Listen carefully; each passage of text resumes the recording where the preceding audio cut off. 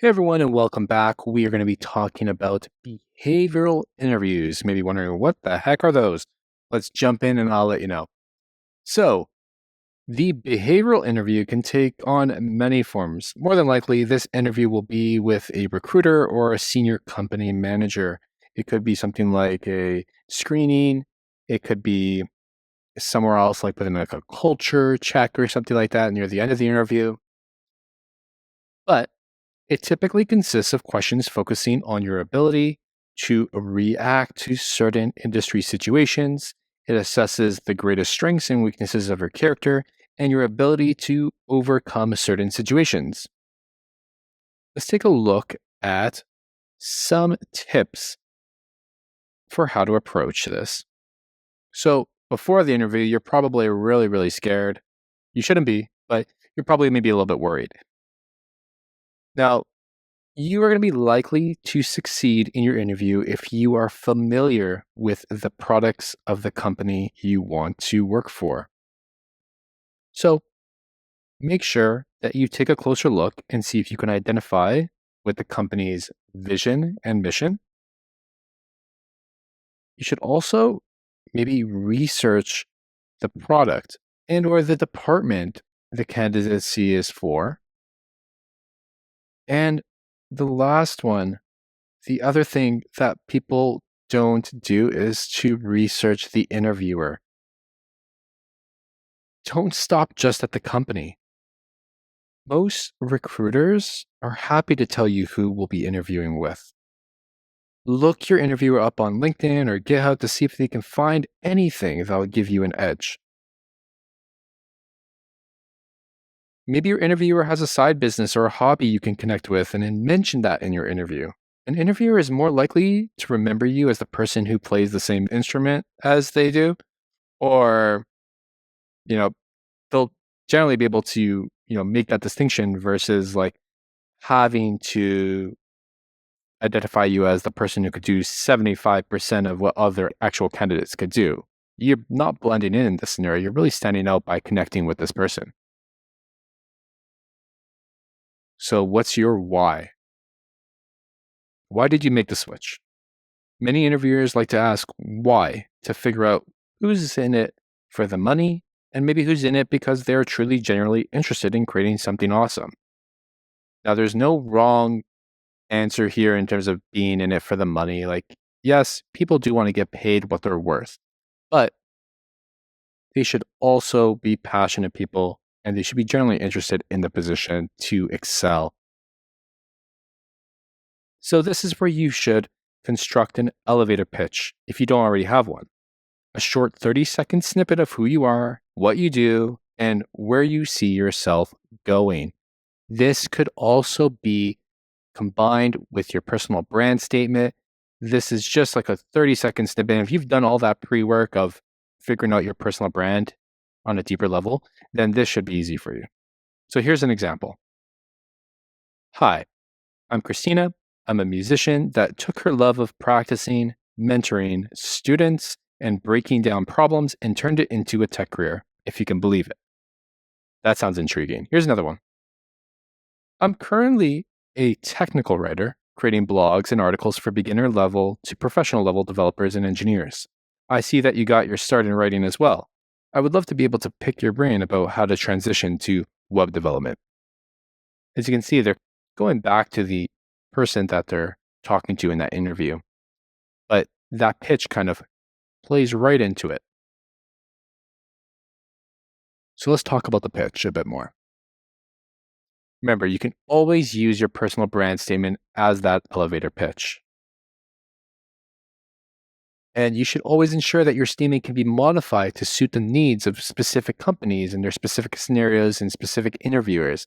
You can always try and connect them.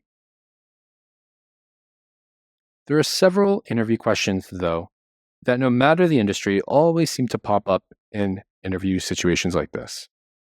You should think about and jot down answers to share that answer the following questions. So, the way you answer these questions, they should maybe be answered in maybe some sort of story format or an anecdote. I'll get into that, but let's jump into it. So, some common questions are: what is your greatest strength? What is your greatest weakness? Tell me about a time you had a conflict with a coworker. What makes you unique? Why should we hire you? Knowing the answers to these questions will prepare you better for your interview. Keep a notebook or the Notepad app open on your phone to jot down ideas and flesh out ones you've thought through. I think the other thing that you really need to think about is to know the market rate for your position in your area. If you happen to live maybe in the Midwest or are interviewing for a position in, say, Seattle or San Francisco, it's definitely a good idea to research the median average level salaries for maybe software engineers or designers, whatever, in that area you'll be living in before you even comment on any salary requirements. Many times a recruiter will immediately ask for your salary expectation. And if you don't know the numbers of the area, you can possibly sell yourself short. So if you don't know what to say, respond with, "What is the budget for this position?" and see what the recruiter has to say. Put it back to them. So this goes without saying, you should always prepare a Q&A for the interviewer. Interviewers tend to leave 10 minutes at the end of the interview to open the floor for questions. This can be a time for you to really shine. So take the time to ask the interviewer about the culture of the workplace, what the work-life balance is like. Remember that this is usually answered in your initial interview, so don't bring up anything yet in relation to salary or bonuses, benefits, unless they open the floor to that conversation. During the actual interview, you'll have some really big behavioral questions that relate to your character and how you have responded to things in the past. Employers ask behavioral questions to get a sense of what skills and experience you have related to the job. So, tell me a time when you had to get information from someone who was not responsive. How did you handle this work situation? Talk about a scenario when you were under a lot of pressure. How did you navigate being in this position? Tell me about a time when you failed. What did you learn from this encounter? Tell me about a time when you worked with other teams or on a project. Describe a time when you had to manage numerous responsibilities. What did you do to complete the tasks? And here's another one. Tell me about a time when you were dissatisfied at work. How did you navigate this situation? These are all examples of questions to which you can respond using the STAR framework. Remember I talked about telling stories or creating anecdotes for your answers? I'll teach you how to do that right now. The STAR method is used for telling your anecdotes, a short, basically amusing, interesting story about a real incident or person.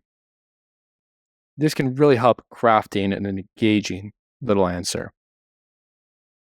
So, S stands for situation, the basic setup or premise of your anecdote. It sets the stage. The situation is the context around a problem or a challenge you have faced. You could mention a time when you worked on a team or a time when you had to be organized. The situation could be from work, experience, school, a volunteer position, or any other event relevant to your personal or professional development. So remember, situation. T stands for task, your responsibility within the situation. What can you quantify here? The task is the responsibility that you had over the entire situation. You may have had to help someone meet a project by a deadline, hit a target, or learn a new skill. A. Action. The breakdown of what it took to get you from point A to B. The action is where you explain what steps you took to overcome the challenge or address the situation you were facing. If you worked on a team, be sure to discuss your individual contributions. And R, result. Result, the outcome of the action. At this stage, you'll want to discuss what you have accomplished and how you evaluated your success or failure. If you can follow these 4 guidelines when answering your questions, you will do very well. So let's go into some examples. You should give an example of a goal you reached and tell me how you achieved it. While it's impossible to predict the exact questions you'll be asked in the job interview, the STAR framework can definitely help you prepare for common behavioral interview questions. This framework provides a solid model for answering any question by breaking it down into situation, task, action, and result.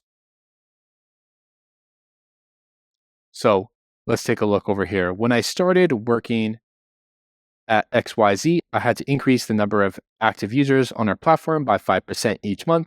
To do so, I was assigned.